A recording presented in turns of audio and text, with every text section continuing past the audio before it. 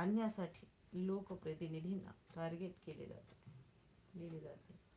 पण गेल्या 65 वर्षापासून भारतातूनच नाही तर जगातून कोणतेही कोणाकडूनही आवाहन, निमंत्रण, आग्रह, स्वार्थ, सोय नसताना सुद्धा, कोणत्याही प्रकारच्या गाडीची व्यवस्था नसताना सुद्धा स्वखर्चाने लाखो लोक 2-2 दिवस अगोदर न चुकता दरवर्षी जमा होतात त्या ठिकाणी, म्हणजेच नागपूर दीक्षाभूमी होय.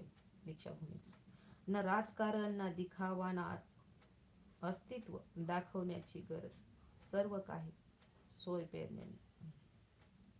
रक्ताचा एकही थेंब न सांडता जिंकलेली धर्म परिवर्तनाची लढाई, जगातली सर्वात मोठी परिवर्तनाची क्रांती घडून आणलेल्या महामानवाला केवळ अभिवादन करण्यासाठीच हे लाखो